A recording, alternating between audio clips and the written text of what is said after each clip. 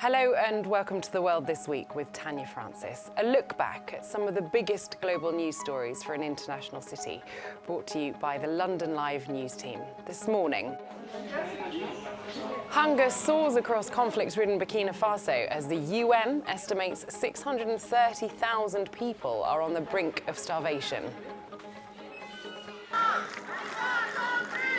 Celebrations across France as Macron beats Le Pen in the race for presidency. He thanks his voters as he celebrated a 58.5% win. And over 100 people die in a huge explosion at an illegal oil refinery in Nigeria. The president of the country has said he's going to increase his efforts to crack down on unlicensed sites.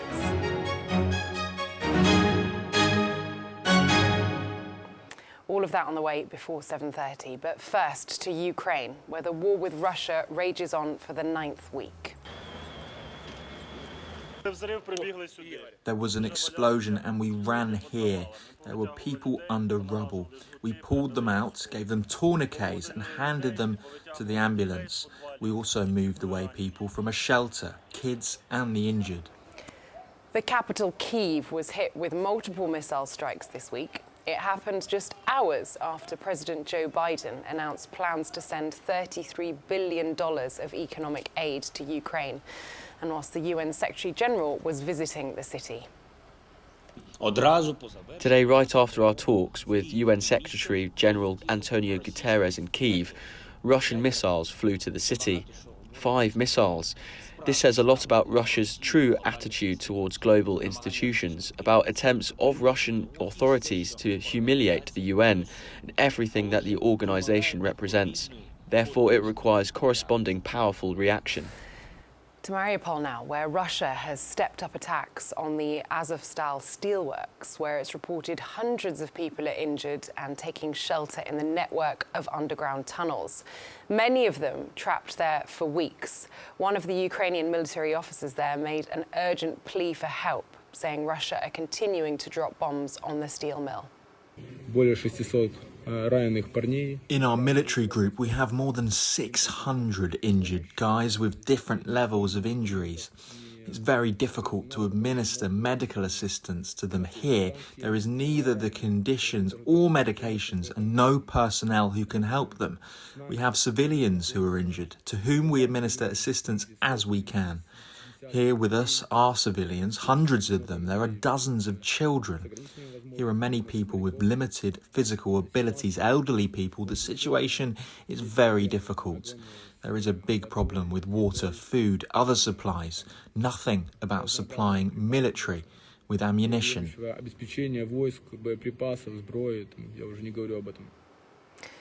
Now, the mayor of Mariupol has called on NATO for help and said the city will never be given over to Russia as part of a peace agreement. Now, Ukrainian forces have reported that Russia have also increased the pace of their attacks in the Donetsk and Luhansk regions, saying they believe the Russian army is concentrating their attacks there so they can gain a land corridor with Crimea. Innocent civilians living in this region continue to face the tragedies of war. Tatiana spoke of the horrors that she's lived this week. Знаете, такой взрыв, дыма. There was such a blast and then smoke. You couldn't hear anything. You couldn't see anything in front of your eyes. And then I see that my grandson is lying on the ground. My daughter was crying. I couldn't see or hear anything. We grabbed my grandson and daughter and dragged them to the basement because we couldn't understand if they were shelling or not. Somehow I believed that it wouldn't happen to me. It wouldn't happen, but it happened. It is very, very frightening. I've never thought that I would get into such a hell, that anyone could get into such a hell. It is happening. I had to bury my grandson because he died. I had to bury him, and now I'm worried about my daughter. That's the latest there from Ukraine. Now to elections in France, where Emmanuel Macron became the first French president in 20 years to be re-elected. The centrist won with a 58.5% vote share against his far-right rival Marine Le Pen, where he thanked voters who backed him to stop Le Pen. Merci.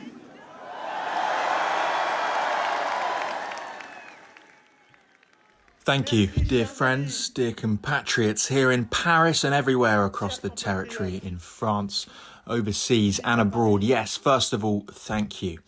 After 5 years of transformation, of happy and difficult hours of exceptional crisis too, on this day of April the 24th, 2022, the majority of us have made the choice to trust me to preside over our republic for the next 5 years.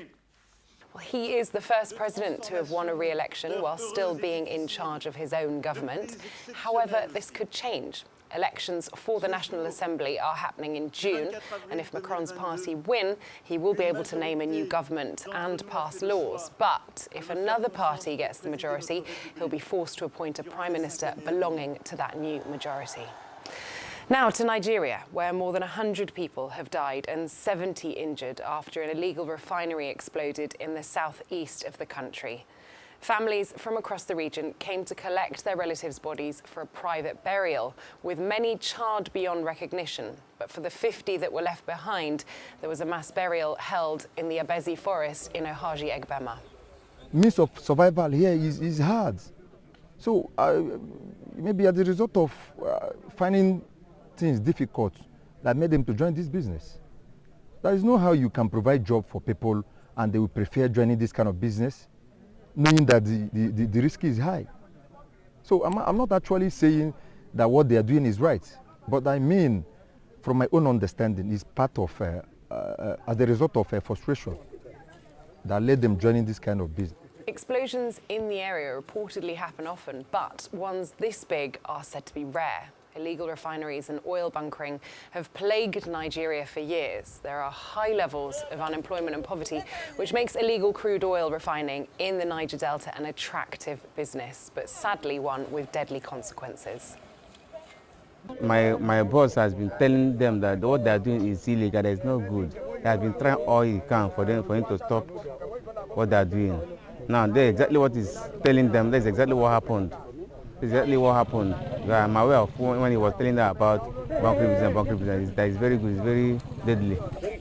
Now to the US, and Elon Musk has made the headlines this week after it was announced he could be taking on one of the biggest jobs in Silicon Valley as the new owner of Twitter. Well, he made a bid of £35 billion, a deal that could give the world's richest man complete control over the social media giant.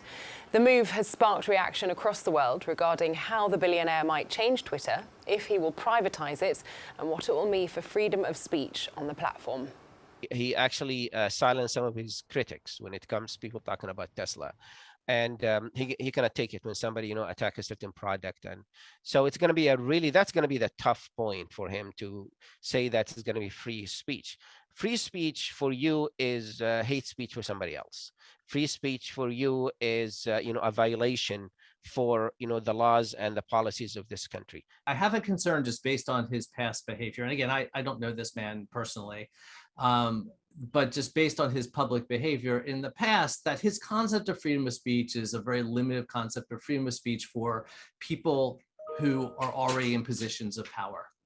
And does not have a great concern or really even a great understanding of freedom of speech for people who are routinely denied that freedom. Well, Musk has been tweeting about the acquisition, saying he hopes even his worst critics remain on Twitter, because that is what free speech means. He also said he is against censorship that goes far beyond the law, and that in order for Twitter to deserve public trust, it must be politically neutral, which means upsetting the far right and far left equally.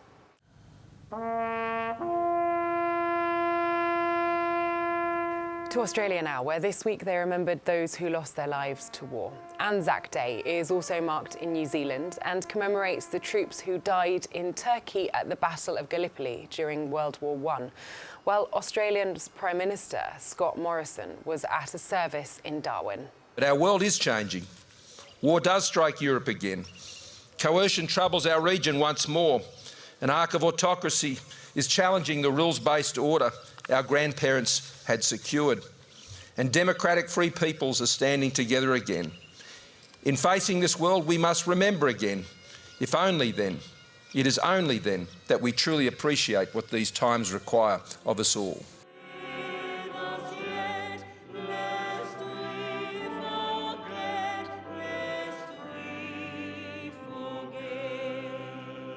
The World This Week continues after the break. Spent a lot of time on the road. I've been away a long time.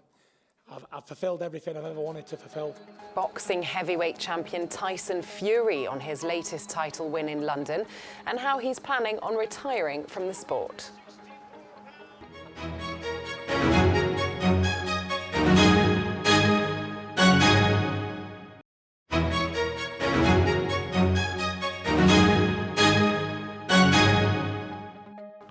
You're watching The World This Week from the London Live news team, a review of the main international stories that have broken over the last 7 days. Still to come before 7:30. An intense heat wave hits India as temperatures soar over 45 degrees Celsius. Now to the UK, where Conservative Party MP Neil Parish, who allegedly watched pornography in the House of Commons, has been suspended from the parliamentary party after he referred himself for investigation. The 65-year-old represents Tiverton and Hoynton in Devon and is the chair of the Environment, Food and Rural Affairs Committee. Prior to Parish coming forward, Boris Johnson has said that watching this kind of content at work is obviously unacceptable. Well, I think it's obviously unacceptable for anybody to be doing that kind of thing in the workplace. It would be the same for any kind of job up and down the country.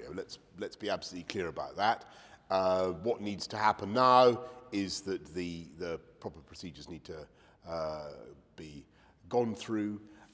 The independent complaints and grievances procedure needs to be activated, and we need to get to understand the facts. But yeah, I mean, this is clearly, that kind of behaviour is clearly totally unacceptable. Well, the UK's Defence Minister also weighed in on the allegations, saying what has happened doesn't shock him.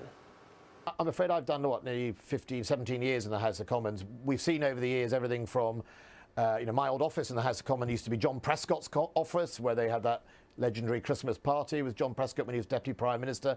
I've seen things over decades that I'm afraid no longer shocks me, but I think it shows the problem in the House of Commons is ultimately the overall culture of long hours, bars, and people sometimes under pressure, and after all of that, that can create a toxic mix that leads to all sorts of things. Now to the biggest news in sport here in London. This Saturday night at Wembley Stadium, 12 rounds for the WBC Heavyweight Championship. The undefeated World Boxing Council heavyweight champion Tyson Fury has said he's retiring from boxing after his title win against Dillian Whyte at Wembley Arena. I've said what I've said, and I'm happy with my decisions. I'm going to go home with my wife, my kids. Spent a lot of time on the road. I've been away a long time. I've fulfilled everything I've ever wanted to fulfill. I'm going to retire as the only second heavyweight in history after Rocky Marciano to retire undefeated. Two-time Ring Magazine heavyweight champion of the world. There's never been a Ring Magazine holder in my era, not one of them. And there hasn't been a lineal in my era either, because all roads led to the Gypsy King. And I was unbeatable at this game. But I'm not ruling out, I will not rule out exhibitions, for sure. Get some of that Floyd Mayweather money. You know, I want to have fun. You know, I'm an entertainer. You saw tonight, I entertain. It's what I do best. I'm an entertainer. So I want to have a lot of fun. You know, Big Francis Ngannou was here today. He's on my hit list in an exhibition fight, however he wants it, in a cage, in the boxing ring, boxing gloves, UFC gloves. We can make it happen. I think everyone wants to see he's a monster of a guy. I'm a monster of a guy, so it'll be a clash of the titans for sure. To Burkina Faso now, where hunger is soaring across the conflict-ridden country as a result of increasing violence linked to Al-Qaeda and the Islamic State group. It's killed thousands, displaced millions, and prevents people from farming to grow rather than buy food. Well, the lack of supply and a big increase in demand means the food available is a lot more expensive. Martine has been struggling to feed her 10-month-old baby since she was born, as she doesn't eat enough to produce enough breast milk for her.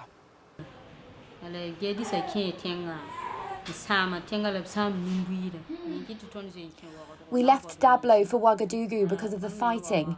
The jihadis came to our town and destroyed everything. That's why we came to Ouagadougou.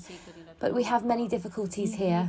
There we grew food and we ate enough, but here we can't grow food. We have to buy everything and prices are increasing. Food prices are increasing. We don't have enough money. When you're many, you have to do your best so that everyone eats. It's not important if it's not tasty or if you aren't full. This caused some to get sick. The baby is not breastfed enough and got sick. She's malnourished. That's why we came here for healthcare. Martine's baby is just one of dozens of hungry children at the hospital in the outskirts of the capital. The UN are saying nearly 3.5 million people don't have enough to eat, with 630,000 people on the brink of starvation. That's an 82% increase from this time last year.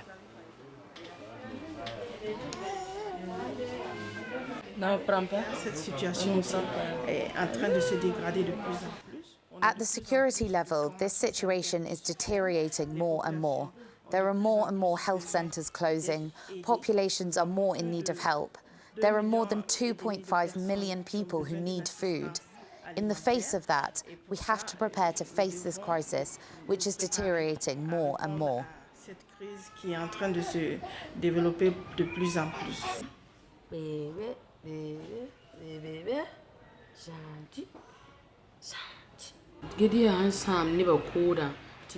The jihadis have destroyed people's farms. Sometimes it rains a lot and they destroy the farms, as do the jihadis. We need help because it's not easy. It's very tough.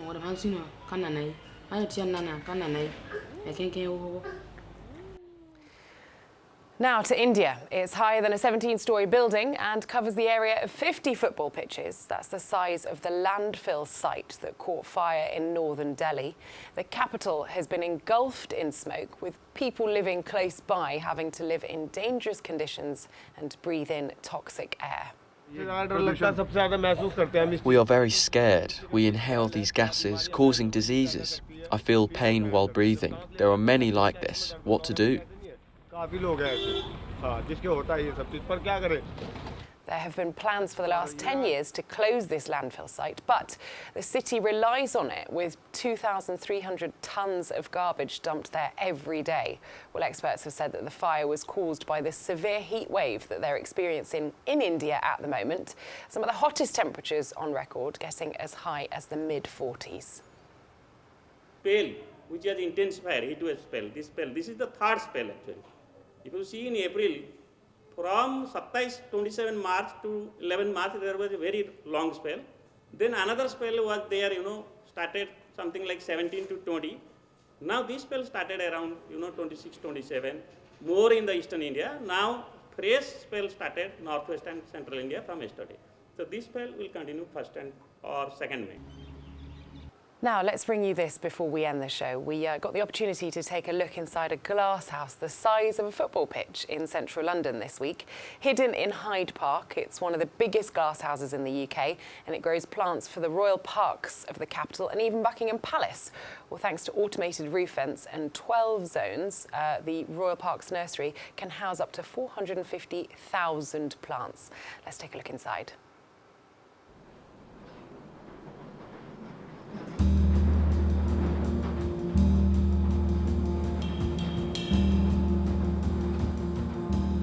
For this summer's production, we have roughly about 250,000 plants being grown, and that's across these 12 glass houses.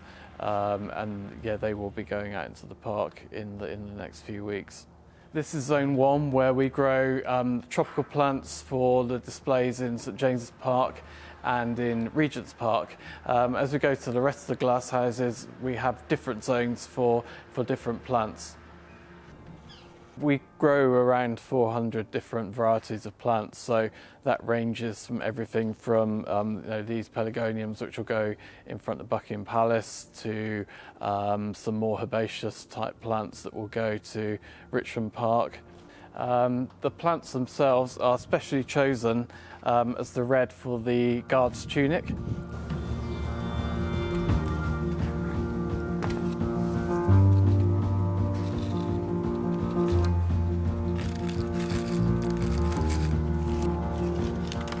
If the sun comes out and the temperature rises in the glass houses, then the vents open in the roof and that drops the temperature. If it gets too sunny as well, we have screens that will go across to stop the plants from getting damaged by the strong sun.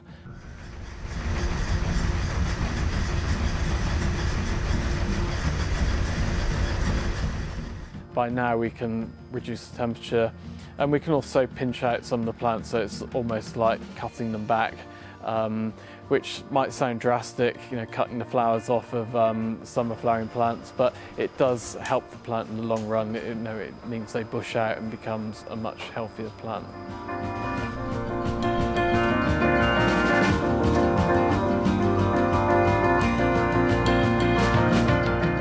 That's all from The World This Week with me, Tanya Francis. We'll see you at 7 next Saturday as we round up the biggest and most interesting international stories for a global city. Enjoy the rest of your Saturday.